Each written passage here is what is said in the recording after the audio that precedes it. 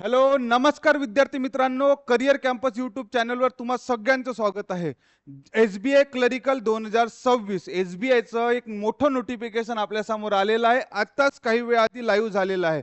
या नोटिफिकेशनच्या माध्यमातून SBIची एक्झामिनेशन 2026 ची कधी होणार आणि या पूर्ण नोटिफिकेशनला आपण डिटेलमध्ये समजून घेणार आहोत. एक मोठं नोटिफिकेशन विद्यार्थी, बँकिंग क्षेत्रामध्ये तयारी करणारे विद्यार्थी खूप वाट पाहत राहतात की SBI क्लरिकलचं नोटिफिकेशन कधी येणार, कारण SBI सारख्या बँकेमध्ये लागण्याचं स्वप्न खूप विद्यार्थ्यांचं असते. तर शेवट ते नोटिफिकेशन आलेलं आहे. या एक हप्त्या आधी पण एक नोटिफिकेशन आलेलं होतं जे बॅकलॉग वॅकन्सी होतं आणि रेग्युलर वॅकन्सीचं नोटिफिकेशन पण आता तुमच्या समोर आलेलं आहे. तर आपण या नोटिफिकेशनला डिटेलमध्ये समजून घेऊ. State bank of India SBI, ठीक आहे.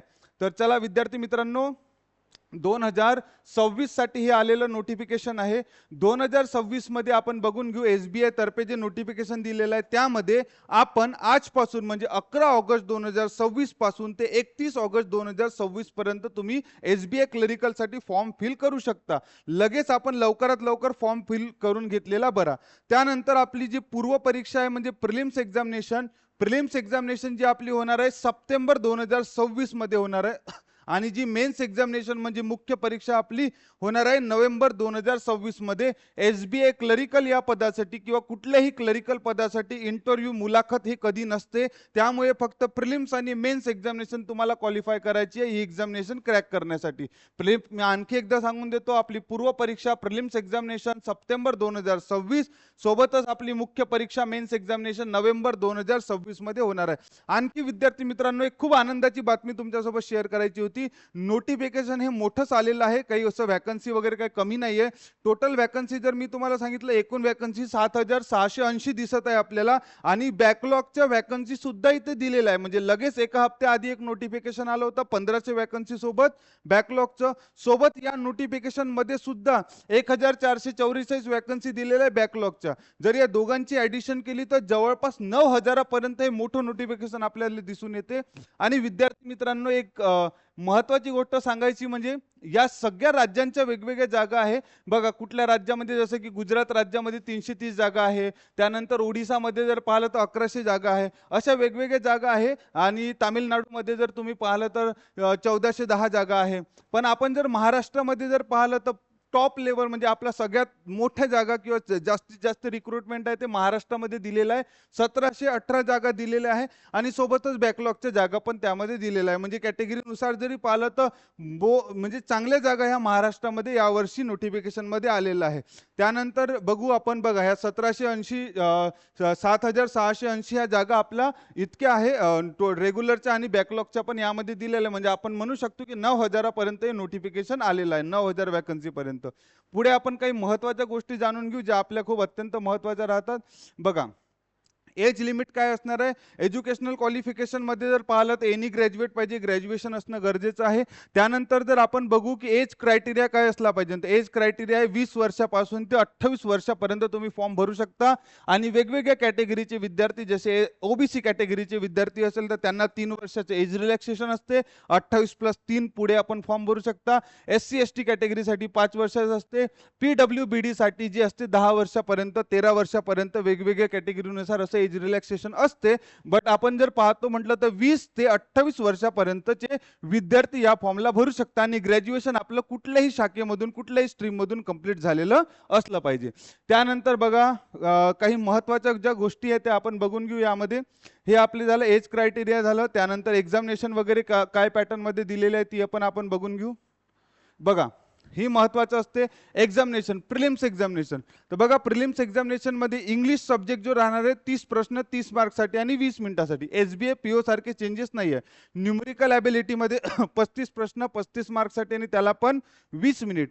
त्यानंतर रिजनिंग ॲबिलिटीचे 35 प्रश्न 35 मार्क्ससाठी आणि त्याला पण 20 मिनिट. 20-20-20 म्हणजे 60 मिनिट, म्हणजे एका तासाची आपली रेग्युलर प्रिलिम्स असणार आहे. आणि याच्यामध्ये निगेटिव्ह मार्किंग असतेच. 1/4 0.25 ची निगेटिव्ह मार्किंग तुम्हाला राहणारच आहे यामध्ये. तर प्रिलिम्स एक्झामिनेशन आपली 100 मार्काची राहणार आहे एका तासासाठी. हे रेग्युलर IBPS पॅटर्नची प्रिलिम्स एक्झामिनेशन असते. त्यानंतर मेन्स एक्झामिनेशन जर आपण पाहतो म्हटलं तर सगळ्यात पहिला विषय दिलाय जनरल आणि फायनान्शियल अवेअरनेस, फायनान्स अवेअरनेस. त्याच्यामध्ये नंबर ऑफ क्वेश्चन जे राहणार आहे 50, 50 मार्क्स 50 प्रश्न राहणार आहे 50 मार्क्ससाठी. आणि जो वेळ आहे, टाइम जो ड्युरेशन दिलेला आहे तो 35 मिनिट राहणार आहे.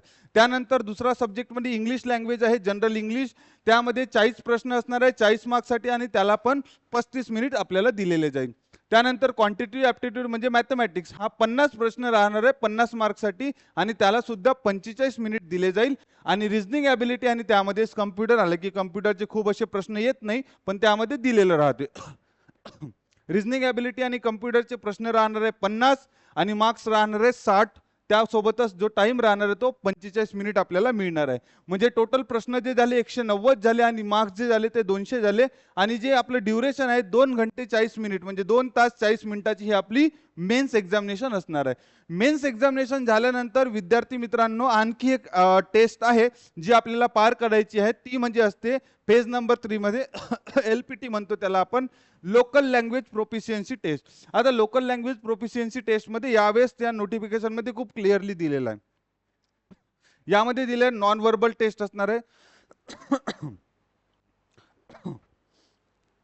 ऑब्जेक्टिव्ह सब्जेक्टिव्ह अशा प्रकारची टेस्ट असणार आहे. काही पॅसेज दिलेले आहेत तुम्हाला, त्यामध्ये नंबर ऑफ मार्किंग दिलेलं आहे. आणि या आपली जे लोकल लँग्वेज टेस्ट आहे ही तुम्हाला फेज नंबर 3 मध्ये तुम्हाला ही पण टेस्ट पार करायची. ही टेस्ट बेसिकली यासाठी असते, तुम्ही जर महाराष्ट्रामधून फॉर्म भरला तर तुम्हाला मराठी लिहिता बोलता वाचता आला पाहिजे.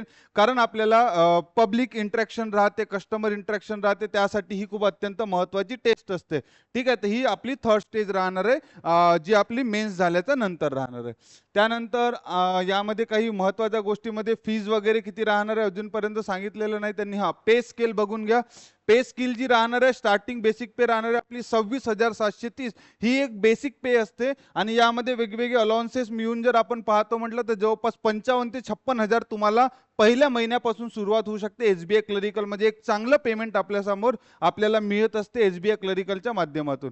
त्यानंतर बेसिक पे झाल्यानंतर बघा, त्यानंतर बघा अप्लिकेशन फीस किती राहणार. तर अप्लिकेशन फीज आहे SC ST PWBD वेगवेगळ्या कॅटेगरीच्या विद्यार्थ्यांना अप्लिकेशन फीस काहीच नाही, नील आहे. आणि जनरल असो, OBC असो किंवा EWS म्हणजे इकॉनॉमिकल विकर सेक्शनच्या विद्यार्थ्यांसाठी जे आहे 750 रुपये हे फीज राहणार आहे. त्यानंतर बाकी खूप इन्फॉर्मेशन यामध्ये दिलेली आहे, पण आपण ज्या काही महत्त्वाच्या गोष्टी होत्या त्या आपण इथे कव्हर केलेल्या आहे. बघा आपली एक्झामिनेशन कधी राहणार आहे, त्यानंतर आपल्या फॉर्म फिलिंगची डेट काय आहे आणि आपला पॅटर्न कसा राहणार, या आपण सगळ्या गोष्टी पाहिल्या. बघा सप्टेंबर महिन्यामध्ये एक्झामिनेशन आहे, सप्टेंबर महिन्यामध्ये प्रिलिम्स आहे, नोव्हेंबर महिन्यामध्ये मेन्स एक्झामिनेशन आहे. ज्या पण विद्यार्थ्यांचं ग्रॅज्युएशन कंप्लीट झालेलं असेल आणि ही संधी जर तुम्हाला मिळवायचीच असेल SBI क्लरिकलची, तर करिअर कॅम्पस तुमच्यासाठी नवीन बॅच पण घेऊन येलेला आहे. ऑगस्ट मंथ मध्ये जी आहे आपली बॅच चालू झालेली आहे ऑगस्ट महिन्यामध्ये, त्या बॅचला तुम्ही येऊ शकता. आपण शक्य हो तोपर्यंत SBI प्रिलिम्स पर्यंत आपण पूर्णपणे प्रिलिम्सचा सिलेबस कंप्लीट करू आणि तुम्हाला नक्कीच मेन्ससाठी पण चांगलंच गायडन्स करू. मला माहिती आहे वेळ कमी आहे, पण तुम्हाला प्रॉपर जर गायडन्स असलं तर त्या प्रॉपर गायडन्सच्या माध्यमातून तुम्ही भरपूर अभ्यास कव्हर करू शकता.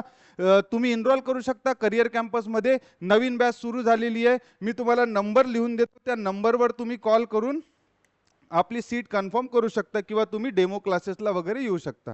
ठीक आहे, हा नंबर लिहून देतो 9960133124. या नंबरवर तुम्ही कॉल करून संपर्क करू शकता. करिअर कॅम्पस भांडे प्लॉट स्क्वेअर नंदनवन नागपूर इथे बॅच राहता आपला बँकिंग SSCच्या.